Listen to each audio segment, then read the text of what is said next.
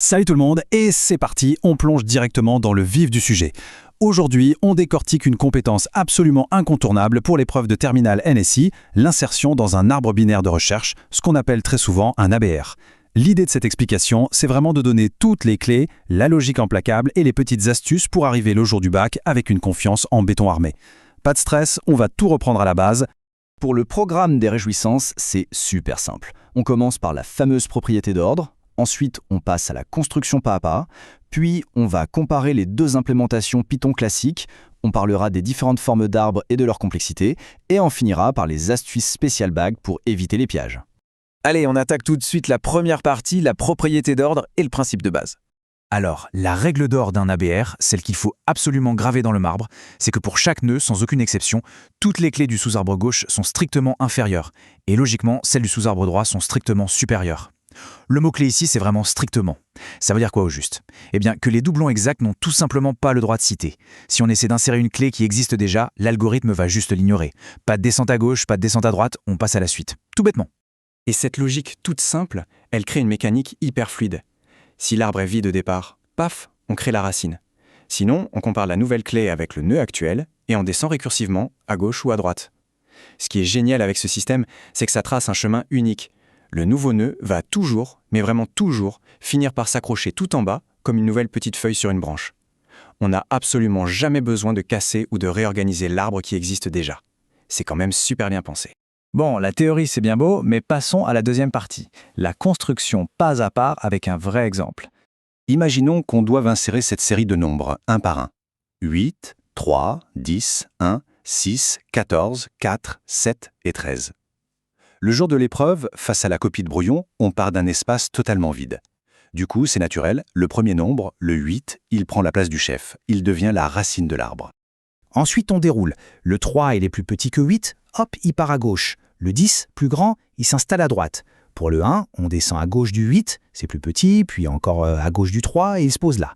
Le 6, lui, il est plus petit que 8, donc à gauche, mais hop, plus grand que 3, donc il rebondit à droite. On continue ce petit jeu de piste jusqu'à ce que les dernières valeurs, les feuilles 1, 4, 7 et 13, trouvent leur place définitive tout en bas de la structure. C'est presque comme un jeu de construction géométrique. Et là, c'est le moment de dégainer l'astuce ultime, la fameuse vérification de fin d'exercice, le parcours infixe. Quand on lit notre arbre de gauche à droite, en passant par le centre pour chaque nœud, les valeurs doivent sortir dans un ordre parfait, strictement croissant. On vérifie. 1, 3, 4, 6, 7, 8, 10, 13 et 14. Bingo! Si jamais ce n'était pas parfaitement trié, c'est le signal d'alarme absolu, ça veut dire qu'il y a eu une erreur d'insertion quelque part. Ce qui nous amène à la troisième partie, les implémentations Python comparées. Comment on code ça concrètement? En classe de terminale, on croise généralement deux façons de faire. D'un côté, il y a la fonction indépendante qui prend l'arbre et la valeur en paramètres. Celle-ci, elle renvoie un arbre modifié, ce qui oblige à faire une réaffectation, on va y revenir. De l'autre côté, on a l'approche objet, avec une méthode directement rattachée à la classe du nœud, qui modifie l'arbre en place sans avoir besoin de rien renvoyer. Deux salles, deux ambiances. Cette comparaison résume parfaitement la subtilité entre les deux.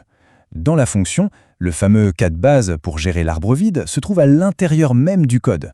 Donc on peut très bien lancer la fonction sur un arbre qui vaut none, mais attention, avec la méthode, c'est littéralement impossible. On ne peut pas appeler une méthode sur un objet qui n'existe pas. Du coup, le test pour savoir si la branche est vide doit se faire juste avant l'appel récursif. Et c'est pour ça qu'avec la version méthode, la toute première racine doit être instanciée à la main avant de lancer la machine. Et là, on touche à un point absolument crucial. Dans la version fonction, cette ligne de réaffectation est indispensable. Si on l'oublie, le nouveau nœud est bien créé quelque part dans la mémoire, certes, mais il reste flottant, complètement déconnecté de notre arbre. C'est vraiment cette petite réaffectation qui vient sceller le nœud à la branche existante en remontant les appels récursifs, sans oublier bien sûr de renvoyer l'arbre à la toute fin. Allez, on passe à la quatrième partie, l'impact des formes d'arbres et la complexité. L'ordre dans lequel on donne les clés a un pouvoir immense. Tout à l'heure, avec nos valeurs bien mélangées, on a obtenu un arbre super harmonieux avec une hauteur de 3. Mais imaginez un peu si on avait fourni les mêmes chiffres, mais déjà triés. 1, puis 3, puis 4. Chaque nouveau nœud étant plus grand, tout partirait systématiquement vers la droite. Et bim, on se retrouve avec ce qu'on appelle un arbre filiforme, une grande tige toute droite qui plonge vers le bas.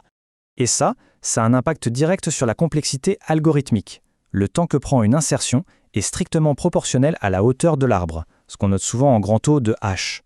C'est logique au fond. L'algorithme ne fouille pas partout, il suit un seul et unique chemin de la racine vers une feuille. Il descend juste d'un étage à chaque comparaison, ni plus ni moins.